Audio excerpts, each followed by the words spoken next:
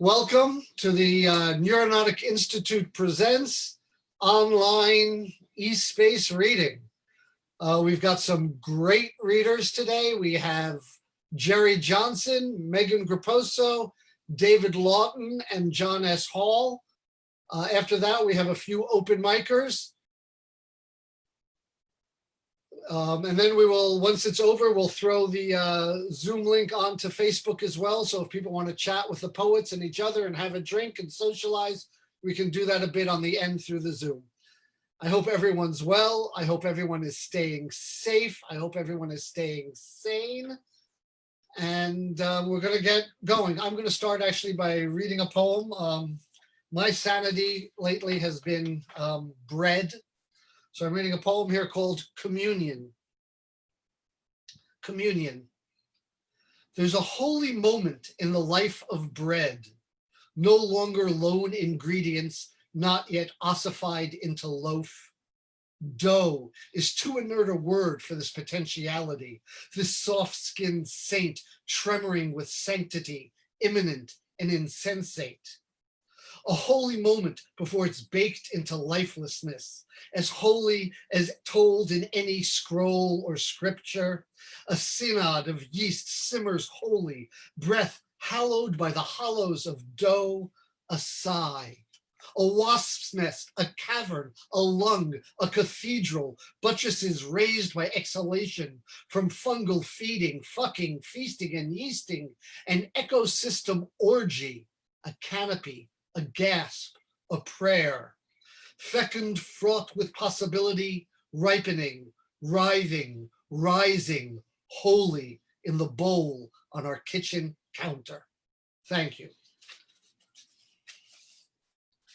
So welcome everybody. We're going to kick it off with the fabulous Jerry Johnson. I've known Jerry a few years through the New York poetry scene. He comes out of Connecticut. He hosts some fabulous readings himself. And he just happens to be a delightful human being. So, Jerry Johnson. Thanks, Matthew, for inviting me to read at NeuroNautic Institute Presents. It is my great pleasure to read on your event. And thanks again. And let's get started and read some poetry. First poem, Winter Continues. As my train glides upon an electrified rail through a tunnel of snow-laden rock, swans perch on a half-frozen lake while ducks skate effortlessly on thin ice. Gentle flakes fall, my morning veiled, boughs heavy with drift, snap, pine cones spill and roll across the floor of hardened soil. It is another day of winter and the cold commands quiet from the presence of nature. I am quiet too. I am subdued as my train makes haste over the frosted rail.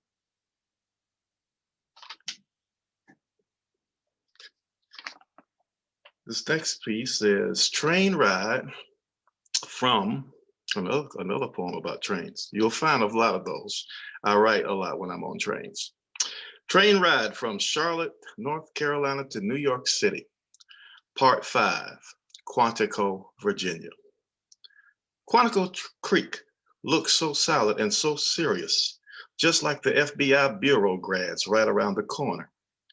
It seems to stand still in the sunlight, wearing sunglasses and a conservative gray wool suit. I hit the repeat button on my music playlist. I'm listening to Eric Burden and War. Oh yeah, oh yeah. And I'm sitting in the dining car and I'm observing my surroundings. Sorry about making you work on Sunday, Frank, said the lady with the gold rimmed glasses. She was seated right next to the service counter and she was on the phone yapping away. I think the disaster recovery test was a disaster, Frank. We need to pull everybody into a meeting tomorrow and do a post-mortem on this. She stopped to inhale and then she continued. I don't care if it is Thanksgiving week, Frank. All hands on deck. Poor Frank, I said to myself. I moved my eyes to the service counter of the dining car. The dining car manager is taking the credit card of a patron. That will be $10.50, sir, she said as she removed the cheeseburger from the microwave and plopped it into the cardboard carry tray. After she slid the can of beer into the beverage slot, she turned to the register, swiped the man's credit card, turned back, laid the receipt on the counter, and gave the man a pen, Sign, please, she said, smiling. My attention turns to a young lady holding her baby in her arms in front of her as she bounces up and down in a little dance. She sings to the little baby. When you're happy and you know it, clap your hands. When you're happy and you know it, clap your hands. The little baby moves his hand a little, moves his little head around, lets out a little giggle, and then the little baby smiled, and the young lady sings, oh yeah. And the dining car manager sings, oh yeah. And the lady on the phone stopped yapping to sing, oh yeah. And Eric Burden and the band sings, oh yeah, oh yeah, oh yeah, oh yeah. Thank you. All right. I did write one piece for COVID-19. The title of this one is Toll. Death lands upon our banks after it's launched by disease. The weak are easy prey and the fragile cannot run to the lifeboats. The tides roar, leaving destruction and misery in its wake. Mothers, daughters, fathers, and sons bitterly weep among embankments, beaten down and scattered into the drift. The winds howl, drowning out many screams. We brood in the day, we keep vigil in the night. We cry a teardrop, we cry a shower of grief. We cry till our eyes dry out as we hurt with the bereaved. We have heard many say this too will pass, but now our hearts are heavy, weighed down by the weight of a death toll, crushing our hearts, choking our glee, rattling our bones. Yet we look towards hope. We look for a pending, a daybreak wherein darkness and gray clouds dissipate, where daffodils rise from the wreck of our wrecking and our nightmare transforms into a brand new day. After the storms have passed, after the lifeboats are moored, we keep a day of remembrance wherein we remember those we lost when death raged after it docked upon our shores. Yes, now it is hard and now we sorely grieve. Now we are immobilized, our voices relegated to moans and groaning, yet we still remember the words of consolation written by a sweet psalmist from long ago singing, joy cometh in the morning. Thank you. Okay. Beachfront scenes of summer. Waves roll, surf ebbs and flows. Pelicans fly in V formation, then one by one they dive. Though they are not pretty creatures, their grace still puts man's metallic supersonic jets to shame. My mind and my body left the office long ago. Cell phone purposely lost, email logged off. Debits, credits, revenues, top line, bottom line, bits and bytes forgotten, and I'm in full internet disconnect. My sandals embrace hot sand, and then I abandon them for warm foam mixed with crystals exfoliating my heels, my toes, my soles. I wade slowly into crest after crest as the afternoon sun heads for the west. A special treat unfolds before my eyes. A large fishing trawler slowly crawls by. Its loud rumble of motors drowns the soft crash of tide as her wake sprays watery contrails beneath nets hanging aft. She sways while she is tossed as a pod of dolphins follow, leaping out and leaping in, splashing pursuit of an easy meal. Yes, beachfront scenes of summer make me gaze, make me ponder as scattered broken shells crack beneath my feet.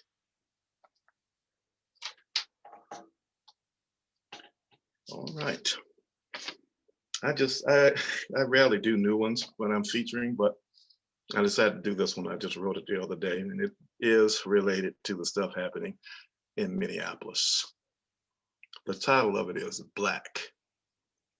Black while driving, black while jogging, black while walking, black while bird watching, black while looking for a job, black while pursuing an education, black while docile, black while pushing back on why are you pulling me over? What is your reasonable cause? What is your reasonless excuse? What does it matter? Do I matter to you, old man, with the cocked gun? Quoting Dylan, mama, take my guns away from me. I don't want to raise my clenched fist anymore. I don't want to push back anymore. Mama, dig a grave for me, but that man with the cocked gun will kill me anyway.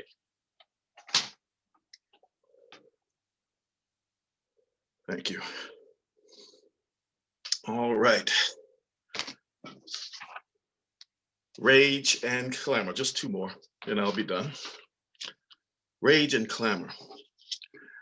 Football players swinging at delicate heads with metal helmets, soccer fathers swinging hard, knocking out virulent soccer moms, middle school basketball coaches decked by screaming mothers, mama, daddy tantrums explode at an 8-year-old's t-ball game. Vitriol is on sale and the supermarkets are congested. The store greeters are trampled to death shortly after Thanksgiving. Another fight erupts over another shopping mall parking space, a skirmish at the clearance rack, and a cleanup is needed at aisle 7. Beltway gridlock once again impedes everybody's progress. Civility sends to Congress a letter and a bill of resignation. Sumner attempts to roll in his grave, and oh my, what a pity he can't, because Summer's dust still brews from that 1856 caning. Is our national humanity overdosing on our rage and clamor? Are epidemics spreading while no physician is monitoring? Is every race and every culture infected with a bowel of madness? Are our melting pots seething with a gluttony of hatred?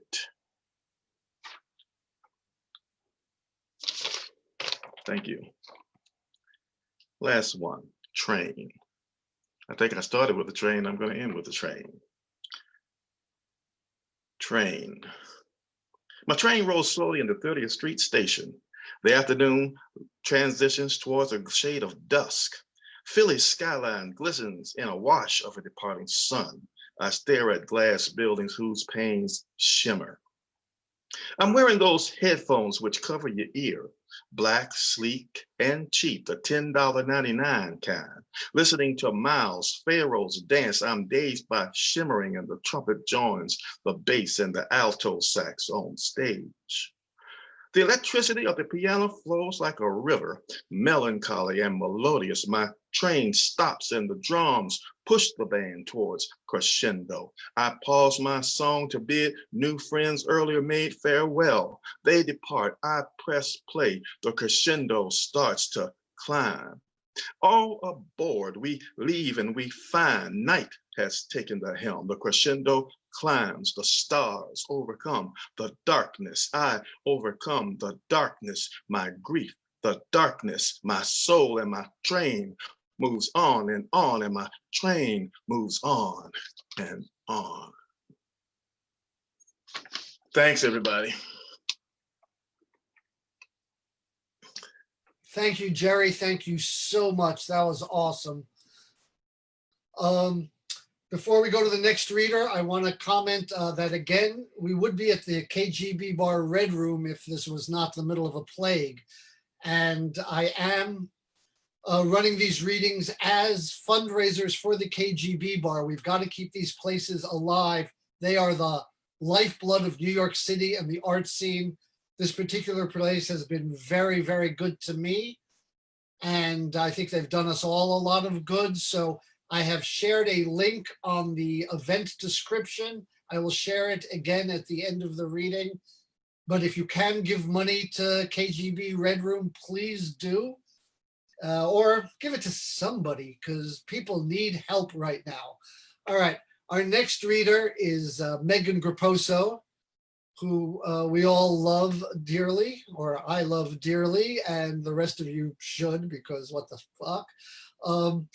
She's over there in that other room. I'm over here in this room. It's really delightful. Please welcome, put your virtual hands and real hands together for Meghan Grupposo. Thank you, Matthew. Please don't forget to mute your lovely self. And thank you for hooking up the virtual KGB, Jerry. That was amazing. I'm looking forward to the other features for everybody who's signed up for the open mic. Looking for that too. All right. Our Trumpian winter.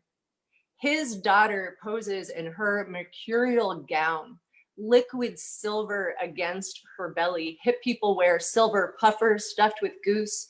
Their children in tailored metallic coats reflect from the schoolyard, a huddled mass of tender possibilities under a patchwork of space-age blankets encaged at our border.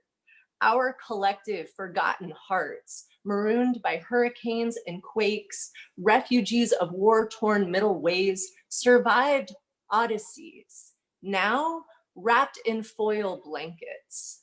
Reflect our images back at us, careful. This steam, mirror, mirror. Remember what it was when our Marie Antoinette donned one more thong for all the voyeurs just beyond her bathroom mirror. And all they cried was, "You can't wear your hair that way."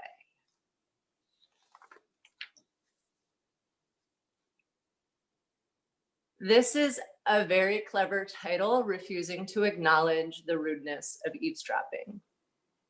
I hear the neighbor tell another neighbor that yet another neighbor is a real bitch.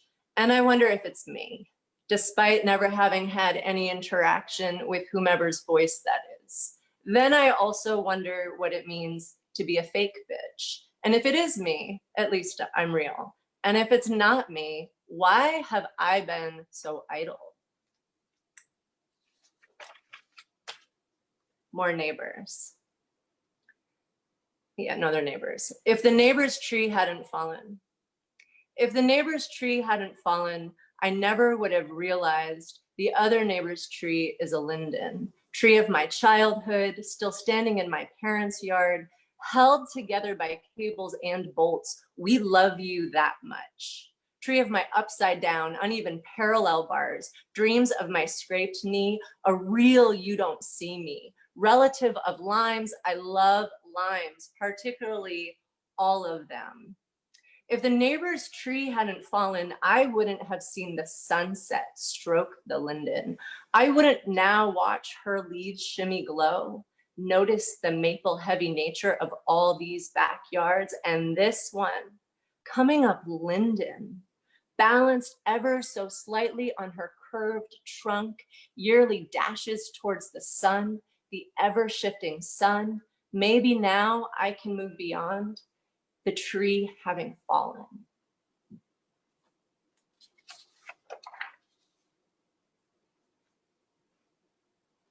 Nighttime is for demons. Post stovetop sizzle and din, laughter settled, nestled into warm and outstretched hand, the simple click of a door, stillness. Demons wear the faces of our loved ones lost, perpetuate the permanence of not here. Reminder, nothing is promised but this. Nighttimes here with demons, make and serve tea, offer up my seat, note, sage advice heated, belly full. I stethoscope my ear to your chest often. I memorize everything about both of you.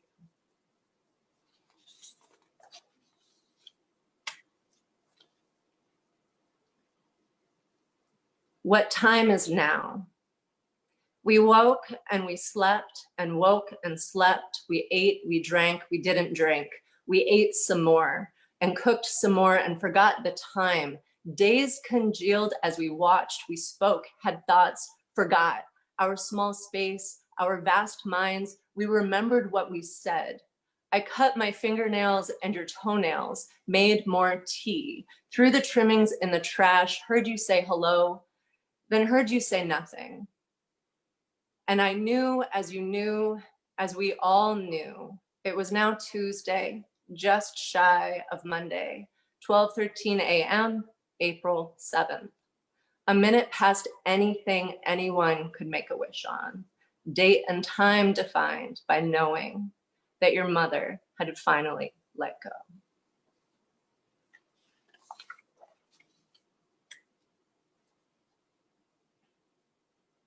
Somehow the bellows, a quiet, persistent fire. Fireworks and rooftop pools, unintentionally ingested glitter, Something about a golf course. My body expands to let the universe in. It does it without thinking. Belly-bagged gun toters, slippery slopes, nuclear fear, mud on your tush. My body expands to let the universe in. It does it without thinking. It doesn't know sternum kite rubbed raw. Unweaponized self-soothing. The world smaller. Frame the space. Let the universe in. A small jewel like you made time out of nothing, like a murmuration, like many O's and an upturned current. A small jewel like being called emotionally connected after being called intellectually intense, like the sun so bright you searched for the switch, like an orb weaver mistaken for a speck. I see your 8 legs. A puffed up robin on the fire escape asleep, the ever so small faceted jewel of you looking up and smiling. A small jewel like now. Our bodies expand to let the universe in, yet we only call it breathing. All right. And because I missed the train, here's my train poem. Listening to Coltrane's Olé during the morning rush, speeding through the tunnel with these deep wells, with these disgruntled kaleidoscopes, mirror pools, misunderstood, with these other shards. Shake us, shake us, shake us, fly. F-train, stop for me. Let me jump, form a human bridge. Let me breathe the air in that car. Avoid the eyes of that person. Drill the earth. This is the hot excitement. Find your train car crush. Peripheral vision's gotta be good for something. You know when someone's going to sit on you to make a point. It's more and more common these days. Don't push. If pushed, don't fall for it. Don't fall for it. Just listen to John, to Megan, Jack, to Eric. Listen to the raincoats, the wish of the train, the whoosh of the rush, the tunnel vision of fluorescence. Hurtle through space, get there fast, don't push, just spin the dial, gape in awe. All right, and despite missing the train, we want for nothing. Late at night, early in the morning, any time of day, you want my inner seam, the part that hugs a horse, opens a butterfly. You want my spiraling outwards rotation to rotate out to you, then spring back tight. You want inner ankle bone sky-kissed, inner artery delicacy, pressed hard against your protected parts, welcoming a projected part. My arms have inner seams, my heart, the heart of inner seam. Your tip strays far from your body. Gravity, pull down thigh, so much envy. Touch me here. Knock off thorns. Tell me how sorry you are. The world has spawned thorns from my skin. Rub me down. Work out worry with tender. We have such eyes inside. Satellite currents, rushing high vaulted curves. Know me. This lumbar arch says, I love you. This flutter says, I know. Bound and rebound and caught, taught. How is it that every planet and every star exists within us? All right, last one. This body is filled with parentheses. The frenzy exists without. Bubbles upon bubbles nestled together, beloved bat wings and foxtails filled with nothing. Moving through rooms creates them. Red velvet drapes exhibit gravity and moths. Deterioration whittles away what's unneeded. More and more is useless. Nuclei embraced by absence, holding the most mass, merely a pea in the forest. Electrons bounce across a vast deserted space. fish roe ball bearings encapsulated by skin, an egg in a box next to an egg in a box by an egg in a box, all hearts. Never has nothing been so glorious. Never has silence been this yoke rich. Never has anything been so safe to drop. Rulers of thought exist outside. Quantifiable qualifiers fail within this open, open, open. This parenthetical, this always there if you pause. Thank you. Meghan Grupposo, everybody. Delightful, delightful. All right, next we're going to have David Lawton. Before we get there, I just want to vent a little bit. What is the shit going on in this world now, man? Like, I had somebody on Facebook say to me, what's the point of looting? It does nothing. But, you know, if your enemy is capitalism and you're feeling powerless, looting is a direct protest. We should not be kneeling on each other's necks, and those determined who are supposed to be taking care of us least of all.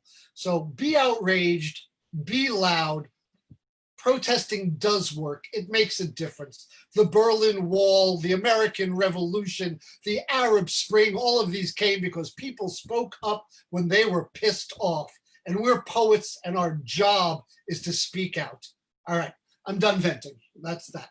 Next, we have David Lawton, a man who's been a friend for many years, really one of my first friends in the poetry community, a great poet, a fine human being, and I'm sure we will all really enjoy whatever David has to say. David, you have the floor.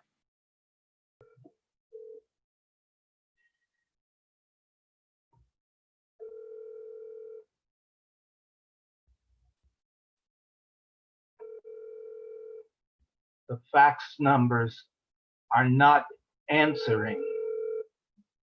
An infinitude of redial, speaking fiber optic suspension, harmonic signatures keen in white noise, black static storm clouds swarm with concentrated charge. Telemarketing doomsday, mail merge, call sheet malfunction sickens the heavens, putrefies air. Second-rate reference books have no answers for this.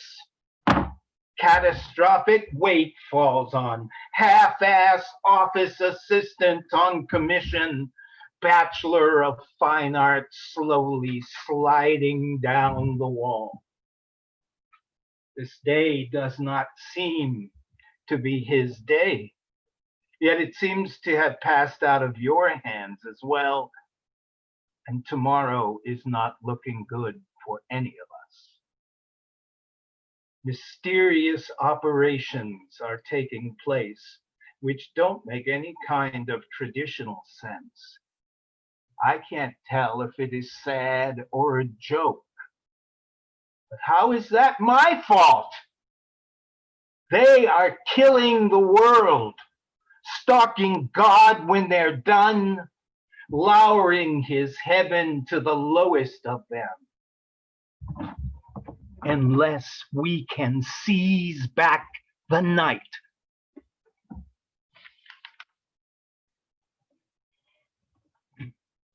Thank you, friends. This next piece is in the most recent issue of the Marshak Review, which is a great honor for me to appear with writers like Maxine Hong Kingston and also friends like Jane Ormerod and Richard Loringer. Pirandello's directions for crossing the Charles River. You keep to your pattern. Provincial sidewalk, bustling creature of habit in grimy, busy neighborhood, advancement delayed to point of exhaustion. Sometimes a portal in the fold of the map, a rail yard avenue seam of steerage, riding the inner mechanics of your revolving gears, flicks the upside side of the canvas flat as you go, dressed like a popinjay despite the brutal landscape, checking to see if the lens is wet. It's all there, clearly. What a nice reflection. A change of scenery, fragrant of Sicilian limes.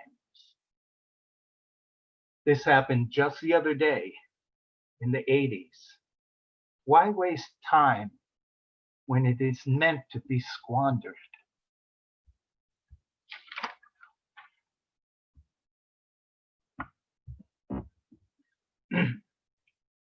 This next piece,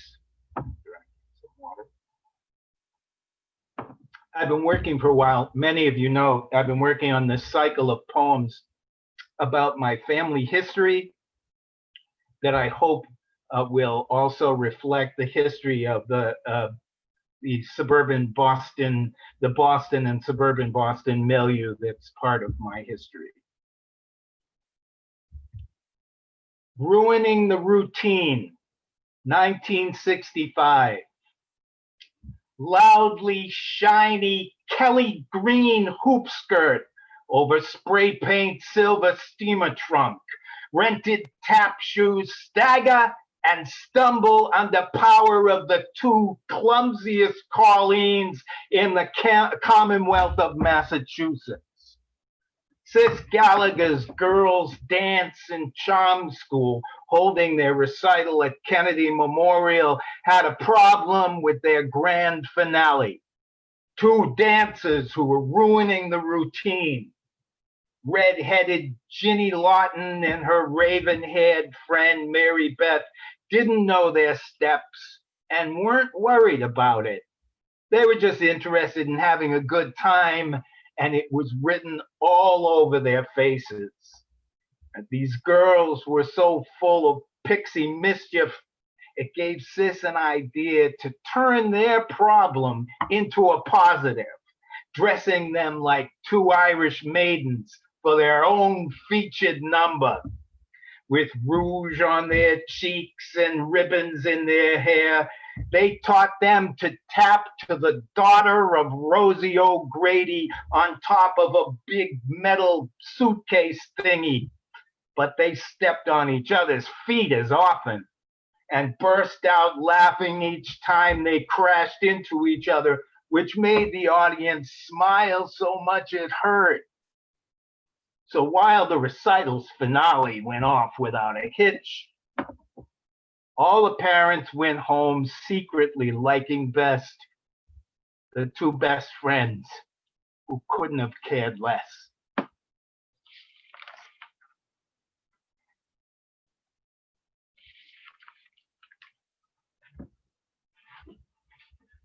Thank you very much.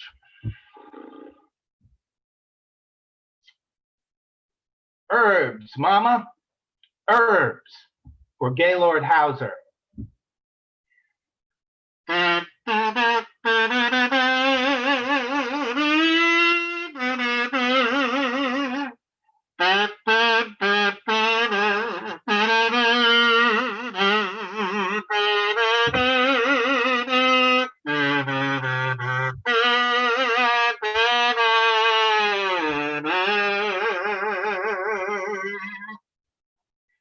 Pops wanted that good fine green, wanted the same for you and me, being physic-minded like he was. Mother Mayan picking peppers by the railroad tracks, Crescent City dandelions, kettle boil that stuff, Santa plant leaves from the land of the Pharaoh, come across the ocean to Congo Square. Licorice rooted black is Le Dieu Vichet, hibiscus flower tart like his second wife Lil, jelly roll, pungent caraway seed, marigold sacred as Papa Joe make you feel oh so good, swell? See a man named Pew to leave it all behind.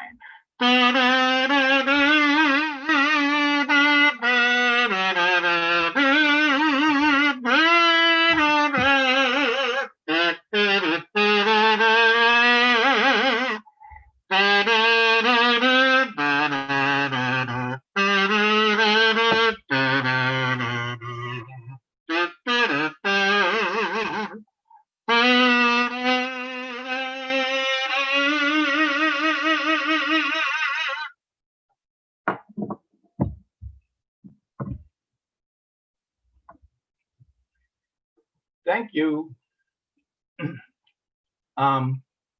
Like most of you out there, I think, and maybe even every single one of you, I miss the energy that happens when we're all physically together in the same place and things happen, like reading poetry or drinking beer. So that's why it's important right now to support some place like KGB Bar or the Parkside Lounge, and it's not quite the same here, but I'm really grateful that Matthew put this together and had to absorb some of the technical things that maybe we didn't have to do before, so we can do that here tonight. And anyone who hasn't experienced Matthew's event in person should check it out at their first opportunity after we come out of this rabbit hole we're in. So thank you again, Matthew. I'm just going to do one more for you. And I would like to just send this out to, I lost one of the professors who was most important to my training back in the day, back in Boston a week ago. And so I just want to send this out to Bill Young and thank him for all the things that he told me about thinking about and presenting things like this, or theater or music. And thank you, Bill.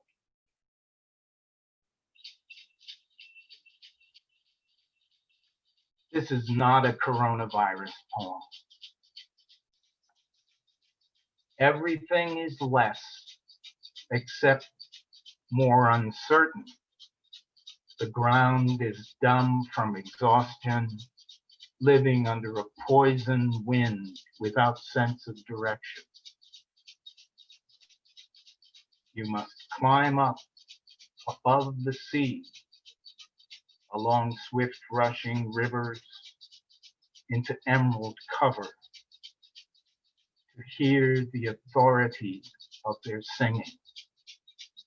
Resting on rocks, tiny reflection of the night sky, continuing sacred dialogue, diamond pattern pointing the way towards survival. Thank you. Next we have John S. Hall. John has a storied history here in New York. What people don't know is both of us share one of our first unrequited crushes ever.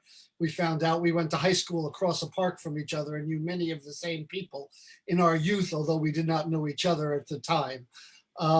Anyway, John is a brilliant performer, and let's hear what he has to say. John, you have the floor. Okay. I've got a bunch of stuff. I like to write right before readings. I like being booked for readings because it makes me write. So I think everything is going to be since last Saturday. These are the Saturday poems. There's 3 of them. This is called, or poems, whatever you want to call them. Damocles is dead. I don't feel like it today, but I don't not feel like it either. construction must have started shortly after 8 a.m. today, and it's a Saturday, and I should care. I should care that those fuckers start working so early and are so fucking loud that they woke me up, but I don't care. I'm awake and it is fine. If I wasn't awake, I wouldn't be trying to write, and I'm glad I'm trying. The reading is 5 days away, and while I have begun to think about it, I haven't written a fucking thing for it. There are crashes and shouting outside and jackhammers. Sometimes there are birds, sometimes there are jackhammers, yin and yang, and there is this mysterious sweeping sound. I could get up and look out the window, but maybe I like the mystery. If I didn't like mystery, I would buckle down and learn Spanish so I could read Spanish advertisements and understand Spanish speakers on the subway when I get back on a subway again, which might be sooner than I think, or it might be longer. I have no idea. I don't know what the relationship is between the time that I think I will next get on the subway and the actual time that I will actually next get on the subway, because I don't know when I think I will next get on the subway. It could be tomorrow, but I don't think it will be. So if I get on a subway tomorrow, it will be earlier than I think. I didn't, by the way. And if I don't get on a subway again until, say, October, that will be later than I would think it would be if I were to think about when it might be. So I guess I actually do have some rough idea. I suppose if the construction workers kept at it for days and days and got louder and louder and louder, and someone were to say, come over, there's plenty of room to socially distance, and it's only 40 minutes on the subway, I would think, well, that's probably too far to bike, but maybe I could wrap myself up completely in saran wrap and waddle to Broadway and Lafayette and head on over there, wherever this theoretical there is. I suppose that's possible, except first I'd have to go to the supermarket and buy a shitload of saran wrap, a term I am using generically. I would probably buy some other type of plastic wrap because I think I have always thought the word saran is alien and strange. But now that I am looking at the word saran and thinking about it a little more, and I guess maybe it isn't so strange. I don't know. I can't think. The construction workers have stopped for a moment, which of course is making it hard for me to concentrate because I feel like Damocles, that the sword will drop at any moment. And there will be shouting and jackhammers and mysterious sweeping sounds, and having to wait for them is making it impossible for me to think about anything else. Ah, there it is again, the sweeping sound. Damocles is dead. This is the second one. Notes on Damocles is dead. Damocles is dead is way too long. Diarrhea of the mouth is the expression that comes to mind, although in this instance, it's diarrhea of the fingertips, I guess. You know, I was going to open today by quoting Truman Capote. It's not writing, it's typewriting. That's often how I feel. If I write things as long as that each day, by the time of the reading, I will have too much stuff. I will have to edit. What I ought to do instead, I think, is be more thoughtful, write more slowly, add more line breaks, take more breaths. These aren't really notes on Damocles is dead, I guess. They are notes on process, I suppose, but I am not changing the title. 3. On being bothered. There is a lot of shit with which I don't want to, wait, I went too far. On being bothered. There are a lot of things that don't bother me, but with some of those things, maybe many of those things, I feel like they should bother me. It bothers me that they don't bother me. It bothers me that I don't want to do anything about them. And I feel that I should do something about some of those things, but I almost certainly won't do anything about any of those things if they don't bother me. So somehow I should find a way to allow those things that don't bother me to bother me, or to make those things that don't bother me bother me. But oftentimes I think I can't be bothered. Okay, that's Saturday. Here's Sunday. On being involved, thanks. Being involved. There's a lot of shit with which I don't want to be involved. People too. There are people with whom I'd rather maintain a healthy distance, not just during this period of distancing, but anytime, anywhere. Some people that I'd rather never be near and with whom I'd rather not be involved. Not that a lot of people are asking. It's not as if I spend my days saying no to people who ask me, will you be my friend? That shit doesn't come up very often. And if it suddenly did come up a lot, I might be suspicious and wonder why these mysterious strangers are suddenly approaching me with pleas for friendship. Did someone put them up to it? Does someone have a mysterious agenda?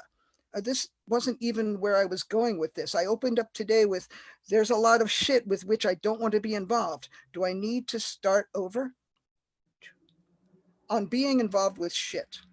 There is a lot of shit with which I don't want to be involved. I've said it before and I will say it again. There is a lot of shit with which I don't want to be involved. That's 4 times today. I've said it. See previous poem. And it's not even noon yet, but I must really mean it. But what do I mean? What kinds of shit am I referring to with which I don't want to be involved? There's a lot of political shit. I vote, I protest, I give money, but I don't make calls or get into community organizing. I don't want to get involved with that shit. Or rather, maybe I'm not engaged enough at this moment to be too involved with that shit.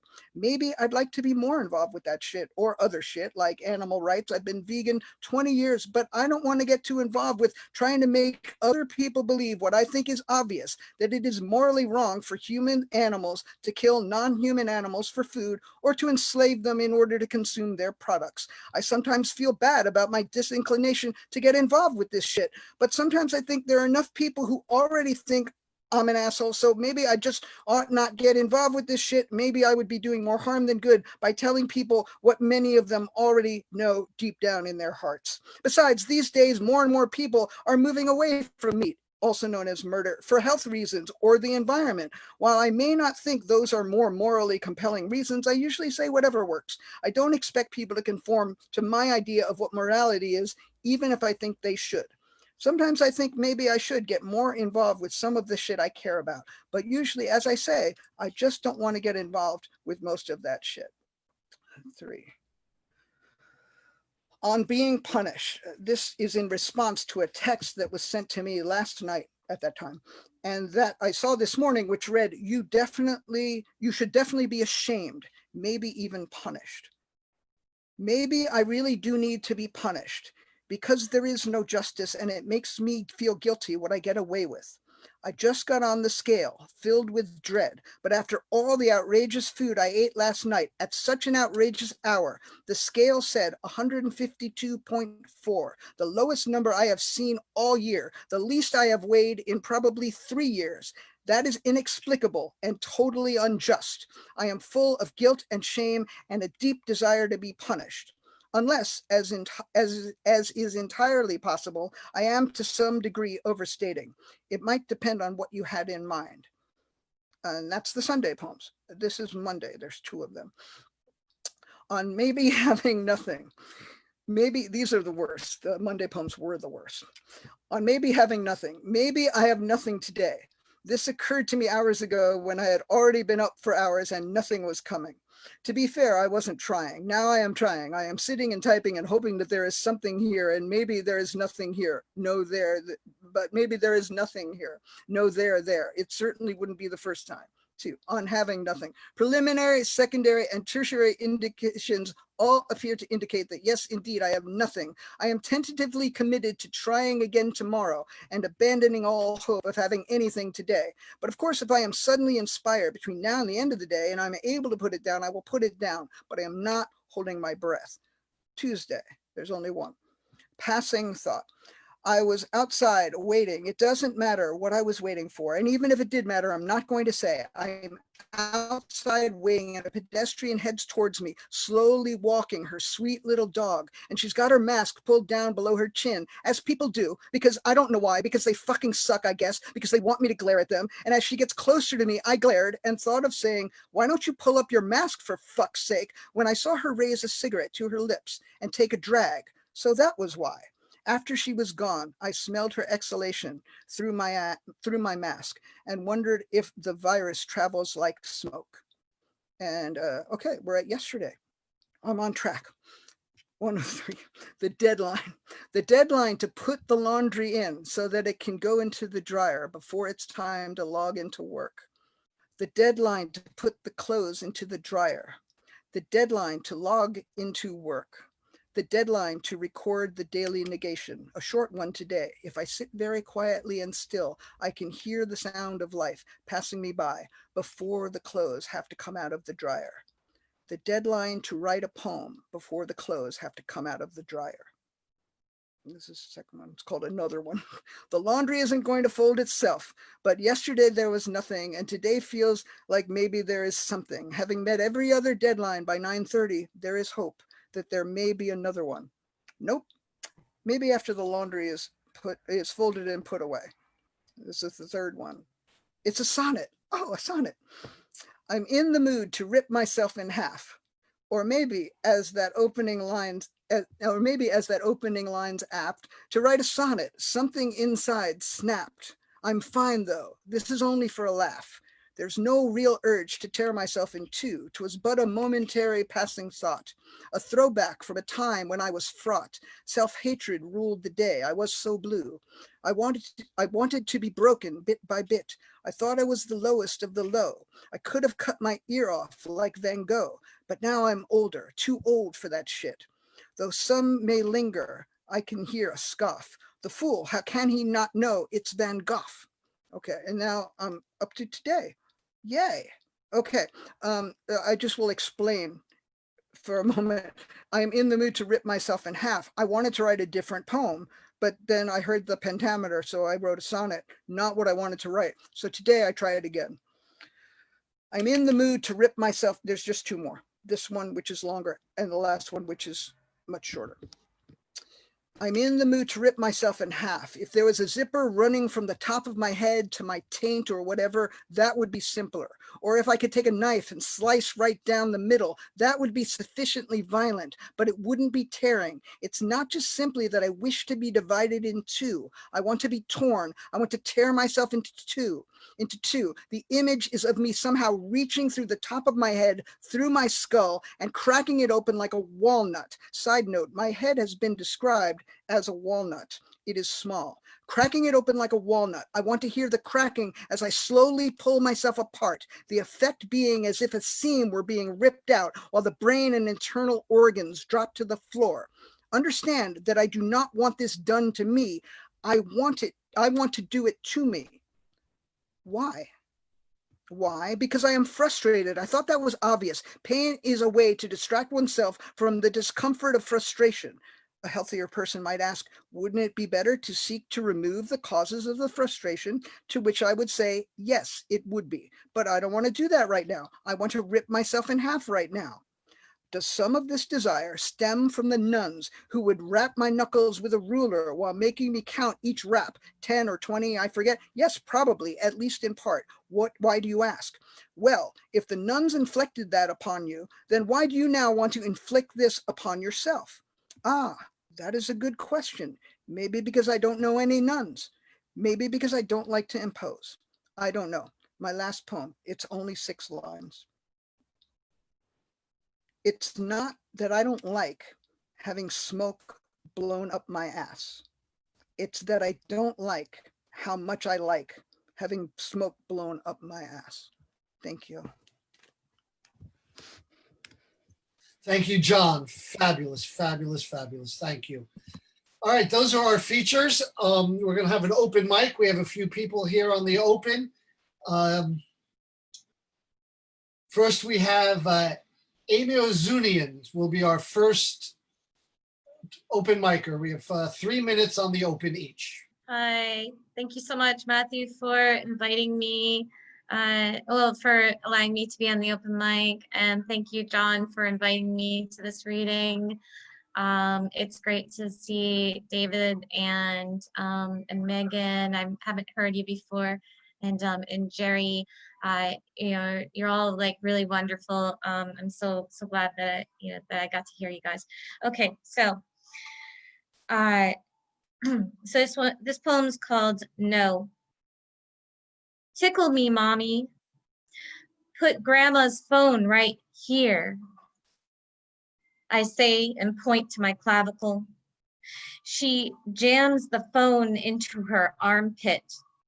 I tickle the phone screen with my fingertips. Tickle, tickle, tickle. She squeals. Do you feel me tickling you? She giggles. No. And can I read one more? This is called Miss Julie. We're going to Jack in the Box because the AC took a crap and it's 2 a.m. and 120 degrees and all the repair guys started selling houses instead. The dining room is open 24 hours. We get inside and my kid yells, "Miss Julie." I grab her from behind and her arms hug the air. "So sorry. Honey, let's get a drink. What flavor juice do you want?" The cashier waves and I can see her eyes smiling. Just like Miss Julie, but with a mask. "But that was Miss Julie, Mommy." "She did look like Miss Julie, didn't she?" I say, throwing one more lie onto the fire. "She looks nice." Everyone looks like they're tired of wearing a mask, but afraid to take them off. I wonder if she gives hugs like Miss Julie. She looks a lot like her. It's 2 a.m. and 90 degrees inside our house. I try to think of another place that's open before my kid tries to go back in for the kill. Thank you, Amy. Thank you Okay. so much. Okay, thanks. Next, we have Nika Ray will be our next reader. Oh, wow. Oh, hi. It's so nice to be here. And thank you for putting this together. And it was so great to hear everybody. So my first poem, Hideaway. Hedges, hedging bets. Will he or won't he come to my bed tonight? Will she or won't she succumb to his leering? Will I or won't I be able to sleep tonight? Will she or won't she drive the getaway car? Won't he just die? Why can't he just die? Will I or won't I go to hell for these thoughts? Hedges, blocking driveways, hedging, conversations. There's a hedge growing between the garage and our neighbor's cement wall. I hide inside, hedges, hedging bets. Am I safe here? Can I live here? Is there food here, comfort and warmth? Will the sunshine expose the hole? Will the moonlight summons fear? Will I remain silent 10 more years? The poetry of mother. These men my mother marries, they put their hands on my sister, beat her to a pulp.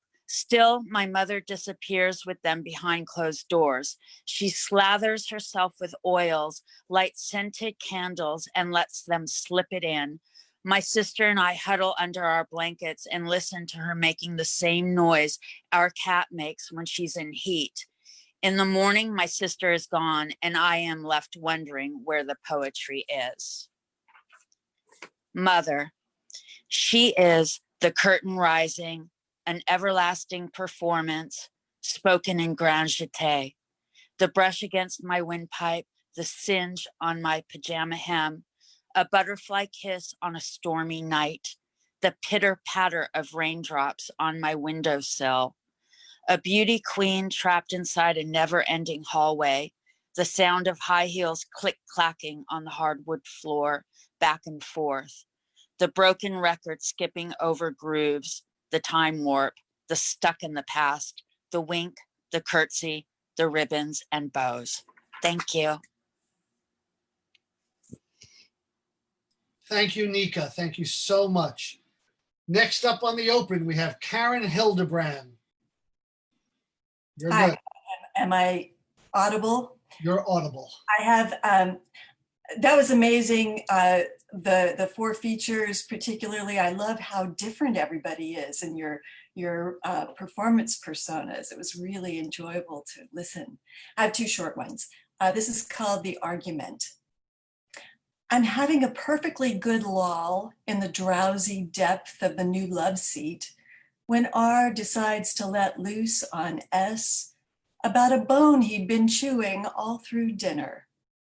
I could see trouble work on his face like a palsy, marrow dribbling out the corner of his mouth. They take their beef to the other room, their voices go from snarl to howl. Ouch, I can't bear it. They have forgotten I'm here. I slink to the basement and cower under the bed. Any minute, the rolled up newspaper might land. Bad dog. my quaking ribs. Thank you. And then this one is inspired by an article in the New York Times earlier this year that charmed me. It's called "Widowed Man Saves Small Town Newspaper." I am a small town walking to work along a dusty road, unfiltered smoke tucked under my palm. Here I stand on my main street, sleeves rolled up to do the job that is called today. I show up ready to set the type, paste the ad. Let me at it, I say, crazy hair in the wind. It's a new morning in America. I am the 4th of July parade every Saturday.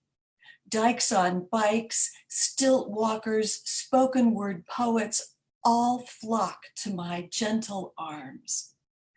The parking is free. Lose the jangle of keys that fit buildings you no longer enter.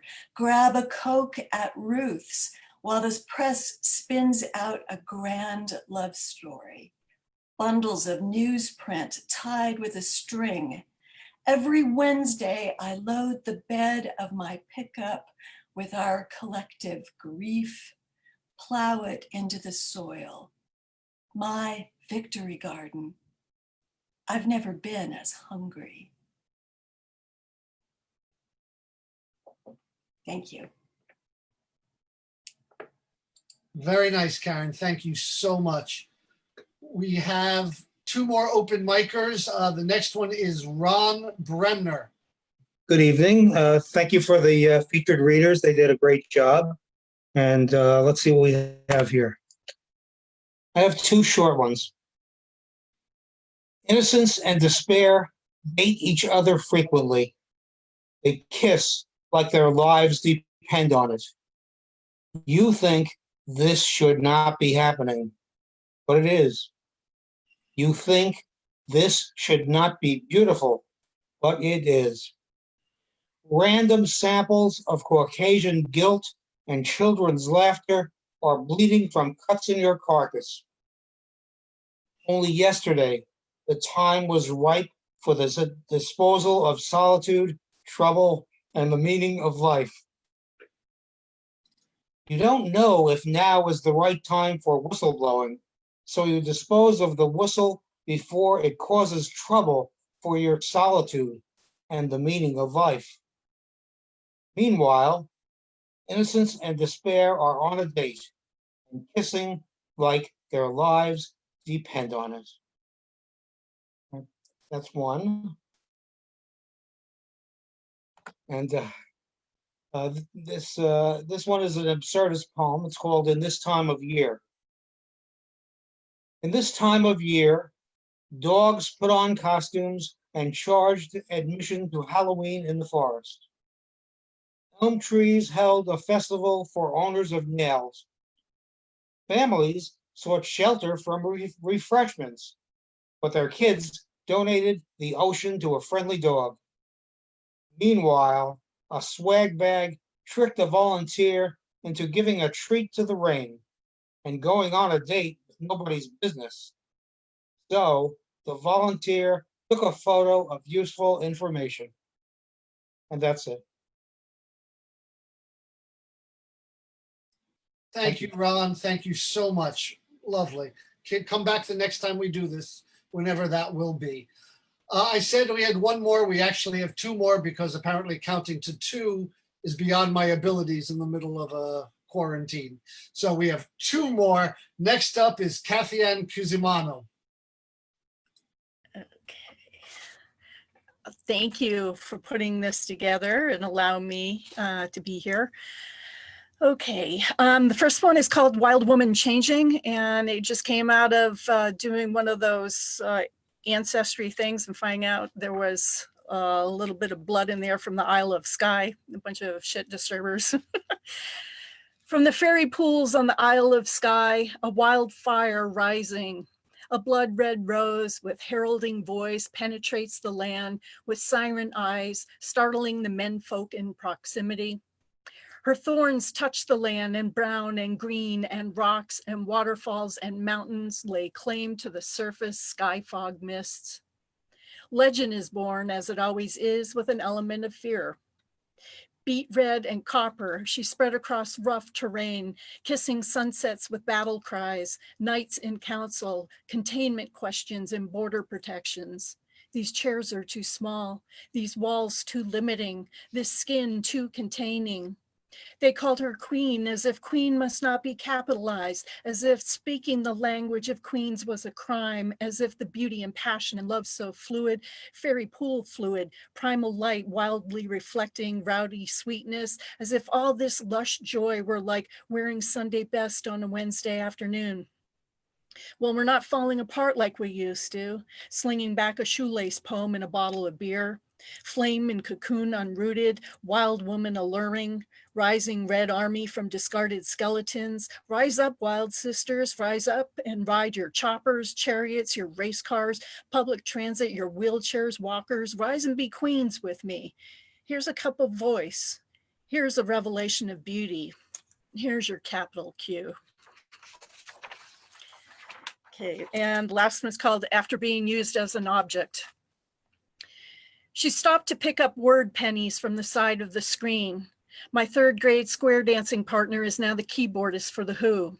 She read word traffic descriptions of her first New York City apartment, subway words, eavesdropping on a street corner of future memories, dressed in labels of 298 different kinds of disappointment. She took minutes from digital clocks, sewed them into dissertations of seductive kisses kept in jars on shelves whose various fragrances had escaped ages ago. She was destined to be the end of destiny. A rowdy ride back, horseback, ride around and around, a toothache in a hurricane, a dental implant in the rain, siren arias, 8 sets of germ-infested doors, an unattended taxi, exit, exit, exit, exit, a visual carnival. It's okay if we suck sometimes. She asked for gentleness after exercising about 19 demons, experiencing the nothingness that comes after one has been used as an object, rinsed out and left to dry. The past left in the room, shadowy dust in the corner, and self-explanatory facts in the mirror. Thank you. Thank you so much. All right, last and very much not least, we have Linda Lerner.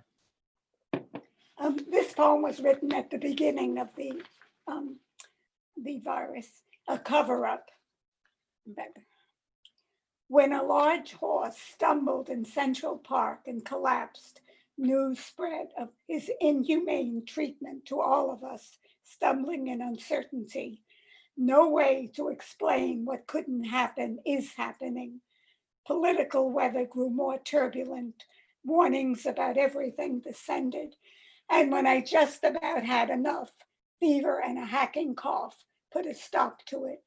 For 3 weeks, I was inoculated.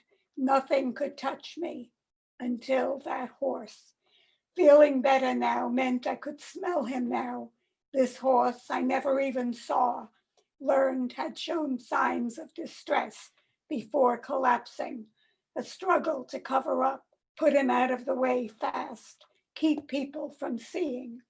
What we feared afterwards had nothing to do with the horse and couldn't be euthanized so easily. Okay, thank you. I'm not going to read it.